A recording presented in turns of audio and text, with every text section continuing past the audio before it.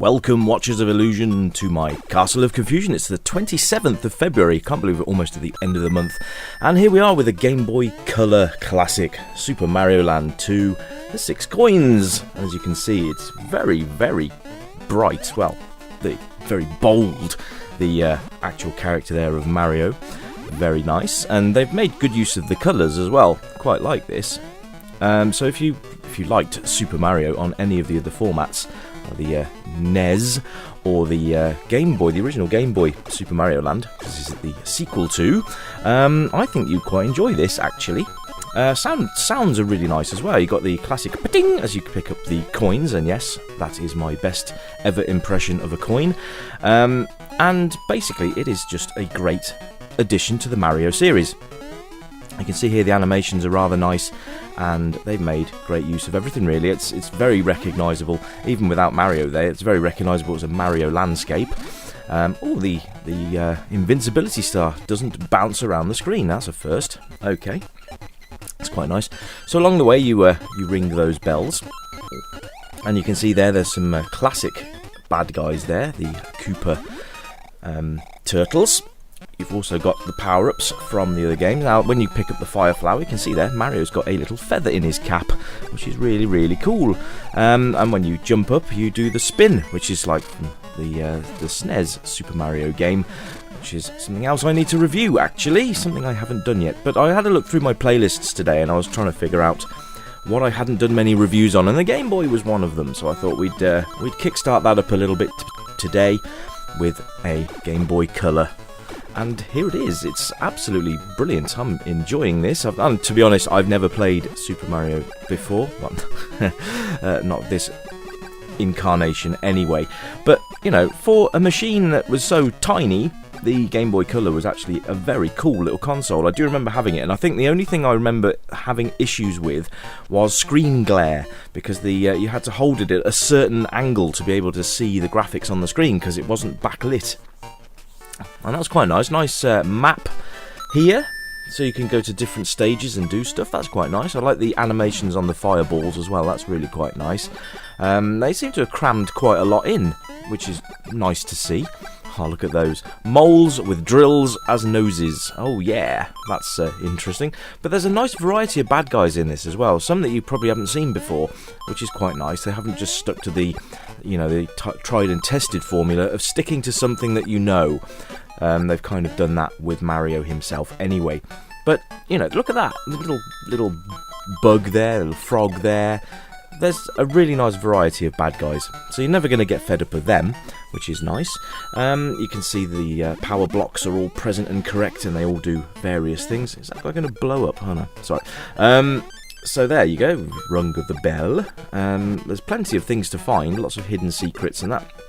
And I'm going to give out a shout out to Super Retro Game Time, because he actually did this live on a stream and managed to finish it eventually after a few frustrating attempts, but he got there in the end. So big props to you, my friend. I hope you are enjoying my review of this game as well.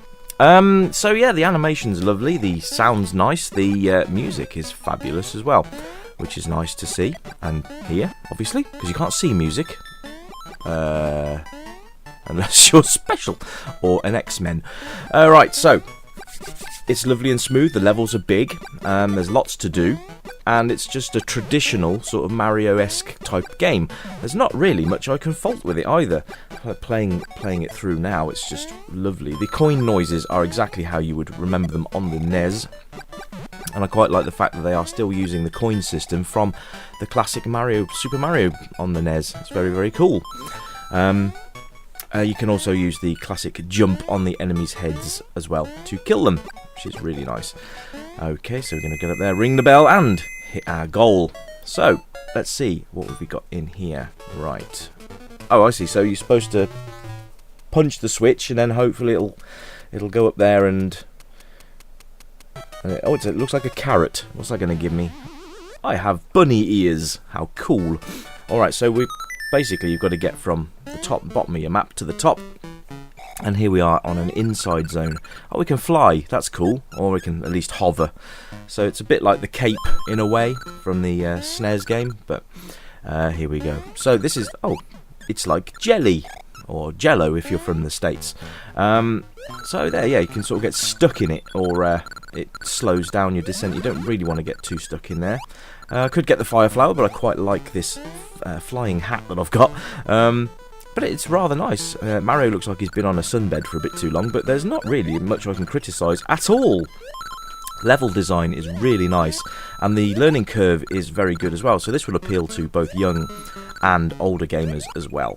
So if you remember playing this back in the day, I can assure you it's probably just as much fun today than it was back then, and that's the real mark of a true retro game, where you remember playing it and then it's as good as you remember playing it.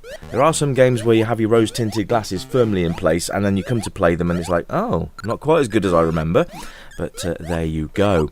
Hope you all had a nice half term, by the way. That was the. It always interferes with my schedule a little bit, but Friday I wasn't feeling great, so I do apologise for lack of Friday's review. I may try and squeeze out an extra one this week to make up for it. But my schedule should be back to normal this week of a Monday, Wednesday, and a Friday. And yeah, if there's anything you guys want me to look at, retro game review, let me know. You can leave me a note in the comments or on my Facebook page as well. All the social media stuff is at the end of this video. But feel free to drop by and drop me a note, because I'd love to hear from you.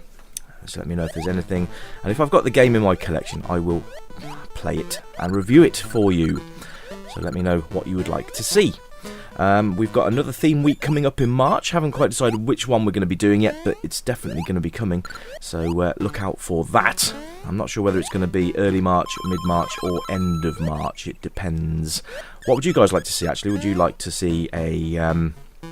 what kind of theme week would you like? We can have console theme. We can have a theme of genre. So we could have, a shoot 'em up week, or a space games, or anything. Have a think about it. Let me know. If not, I'll come up with something myself, and hope you enjoy it. Anyway, guys, I'm going to leave it there. This has been Super Mario 2, Super Mario Land 2 on the Game Boy Color, and I hope you've enjoyed it. Remember to like, share, and subscribe, and I'll catch you on Wednesday. Bye for now, guys.